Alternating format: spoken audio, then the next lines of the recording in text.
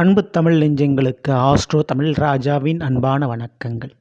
இன்றைய பதிவில் மீன ராசி உத்திரட்டாதி நட்சத்திரத்தில் பிறந்த நண்பர்களே, 3 மாதத்தில் 3 கிரக சேர்க்கையால் உங்களுடைய வாழ்க்கையில் நடக்கப் போகும் அல்லது கிடைக்கப் போகும் 3 நிகழ்வுகள்.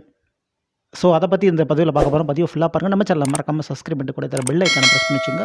மேலும் நம்ம சேனலில் 2024 வருடத்துடைய புத்தாண்டு பலன் மற்றும் சனிப்பிரிச்சி பலன் உங்களுக்காக ஏற்கனவே பதிவிட்டாச்சு. பார்க்காதவங்க சேனலில் போய் பாருங்கள், கண்டிப்பாக உங்களுக்கு பயனுள்ளதாக இருக்கும். மீன ராசி உத்திரட்டாதி நட்சத்திரத்தில் பிறந்த நண்பர்களே, பிறக்க போகுது மார்ச் மாதம், அடுத்து ஏப்ரல், மே. இந்த மே மாதம் மிக முக்கியமான நிகழ்வுனா குரு பயிற்சி, ராகு எது பயிற்சிகள். அதற்கு முன்னதாக இப்போ உங்களுக்கு, அதாவது மீன ராசியில் மார்ச் 29 சனிப்பயிற்சி நடக்க போகுது. சரிங்களா? உங்களுடைய உத்திரட்டாதி நட்சத்திரம் உங்களுடைய ராசிக்கு உள்ள நுழைய போகிறார் சனி பகவான். மார்ச் மாதம் உள்ள நுழைவதற்கு முன்பாக ஏற்கனவே இப்போது அங்கே சுக்கிரன் உச்ச நிலையில் இருக்கிறார், கூட ராகுவும் இணைந்திருக்கிறார். சரிங்களா? ராகு சுக்கிரனுடைய இணைவு, இதில் சூரியனும் இணைந்திருக்கிறார் அந்த மாசி மாதம் முடியும் வரை. ஓகேங்களா?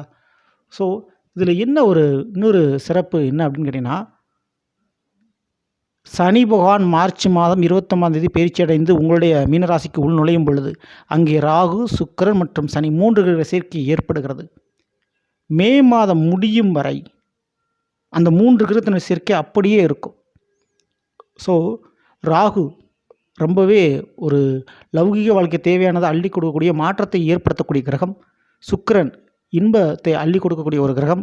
சனிவான் வேலை தொழிலை ஏற்படுத்தி கொடுக்கக்கூடிய ஒரு கிரகம். இந்த 3 கிரகம் இணைவு மீனராசியில் ஏற்படுது. இதில் உத்திரட்டாதி நட்சத்திரத்தில் சுக்கிரனுடைய பயணிப்பு இருக்குது. அப்போ உத்திரட்டாதி நட்சத்திரத்தில் இருக்கக்கூடியவங்களுக்கு என்ன பலன் கிடைக்கும் இந்த 3 கிரக சேர்க்கையினால்? ஏன்னா மே மாதம் தான் சுக்கிர பயிற்சியும் நடக்குது. மே மாதம் முடிகிற வரை சுக்கிரன் உச்ச நிலையில் தான் இருக்க போகிறார். ஓகேங்களா? இடையில் சூரியன் கூட பயிற்சி அடைஞ்சு மேசராசிக்கு போயிடுவார். பட் இந்த 3 கிரகங்களும் இந்த மீனராசிலே இருக்கும். உத்திரட்டாதி நட்சத்திரத்தில் பிறந்த உங்களுக்கு எப்படி இருக்க போகுது? ஏன்னா உங்களுடைய நட்சத்திரம் அதுவே சனி, அவரோட இந்த ராகு சுக்கிரன் சேர்க்கை. கண்டிப்பாக உத்திரட்டாதி நட்சத்திரக்காரங்களுக்கு இந்த வேலையில் ஒரு ஜாக்பாட், வேலையில் யோகம், வேலையில் லாபம், வேலையில் ப்ரமோஷன் போன்றவை கிடைக்கும். முதல். 2வது, பரம்பரை சொத்து, பூர்வீக சொத்து அல்லது பரம்பரை தொழில், தந்தை பார்த்த தொழில் உங்களுக்கு கிடைக்கிறதுக்கு வாங்குறதுக்கு யோகம் இருக்குது.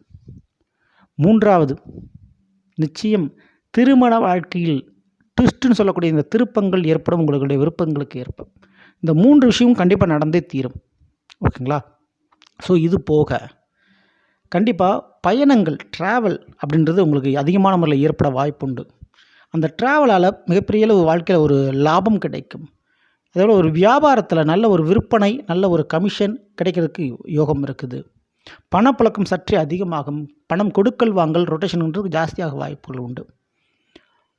இதில் புதிய வண்டி வாகனம், புதிய அத்தியாவசியமான தேவையான ஆடம்பரமான பொருட்கள், வண்டி வாகன பயணங்கள் போன்றவைகள் இருக்கும்.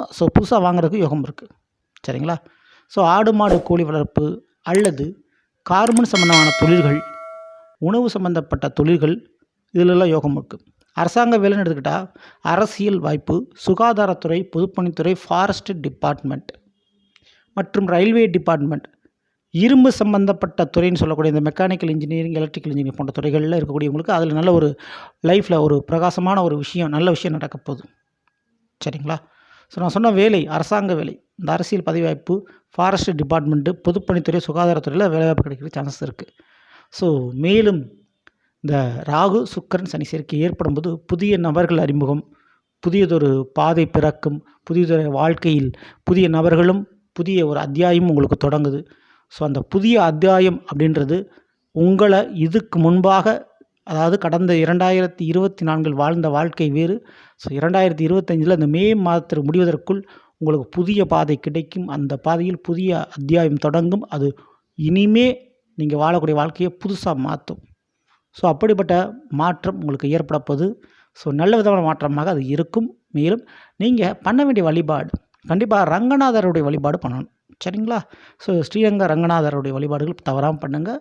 ரொம்ப ரொம்ப உங்களுக்கு நல்லது. இந்த பதிவு பிடிச்சிருந்தால் லைக் பண்ணுங்கள், மற்றும் ஷேர் பண்ணுங்கள், மறக்காம நம்ம சேனலை சப்ஸ்கிரைப் பண்ணி வச்சுங்க. அடுத்த பதில் சந்திப்போம். நன்றி, வணக்கம். அன்பு தமிழ் நெஞ்சங்களுக்கு ஆஸ்ட்ரோ தமிழ் ராஜாவின் அன்பான வணக்கங்கள்.